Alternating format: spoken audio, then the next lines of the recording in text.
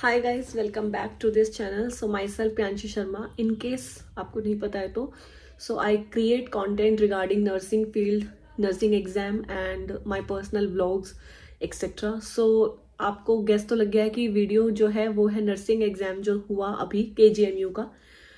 तो 26 को था, 26 ऑफ नवंबर 2023। सो एग्जाम जो था वो बहुत ही मॉडरेट था, not too easy, not too tough. So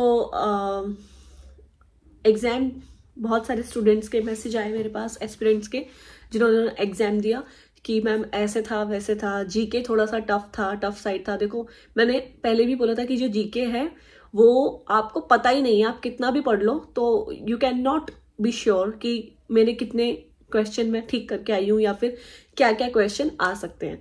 so mainly ये हर एग्जाम में होता है जिसमें भी नॉन नर्सिंग सब्जेक्ट्स आते हैं। So that's okay. और मैं यही बोलना चाह रही थी, मैंने लास्ट बहुत 1 घंटा पहले एक वीडियो बनाई थी लास्ट एग्जाम होने से कि क्या बोलते हैं कि आप लोग नेगेटिव कम करना। सो मेरे पास बहुत सारे बच्चों के मैसेज आए कि मैम मैंने नेगेटिव ज़्यादा कर दिए हैं, 79 हो रहे हैं, 78 हो रहे हैं। सो देखो, अब जो कर दिया, फॉरगेट दैट, क्योंकि अभी तो you can not change anything. तो आपको क्या है कि अब आगे के लिए आपको इसके लिए प्रिपेयर होना है। आई मीन अननेसेसरीली आप अपने मार्क्स जो हैं वो रिड्यूस ना करें, ठीक है। सो ये बात हो गई, अब जो हो गया, ठीक है। आपने अपना अच्छा दिया, आप इतना अच्छा दे पाए और इतने कम टाइम में आपने इतना अच्छा प्रिपरेशन किया। So that was it. But अभी बात आती है कि कट ऑफ कितने जाएगी। So I am just a predictor, like I can only predict कि कितना हो सकता है।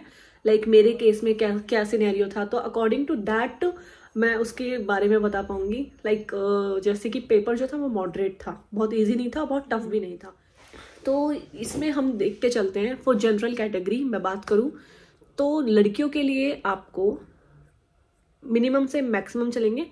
मिनिमम से मुझे लगता है कि 60 to 80 का रेंज आएगा, 60 to 80 या फिर 75 for girls, and for boys 80 to 85 जाएगा for general category. I think obviously for girls वो जाएगा आपका, आई थिंक 55 to 60 to वही 70 to 70 तक जाएगा।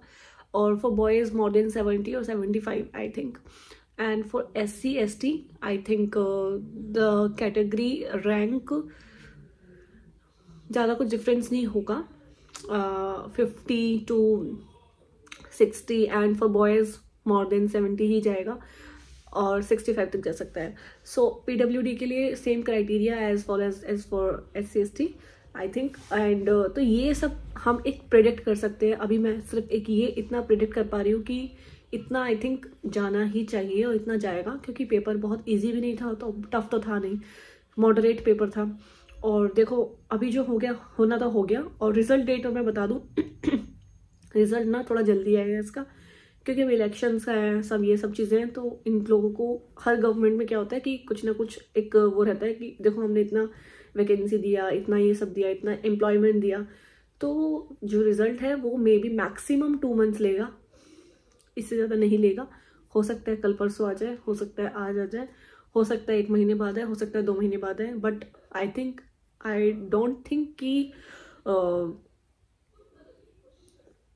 It will take more than 2 months. So it will come under within 2 months. So देखते हैं क्या होता है। बाकी यू जस्ट प्रिपेयर करते रहो क्योंकि एग्जाम आते रहेंगे, भी बहुत सारे एग्जाम्स आएंगे। So just be prepare for every exam, ठीक है, so that you may crack your exam very soon and very bravely. So bye bye. कुछ भी डाउट होता है तो कमेंट कर देना। बाय।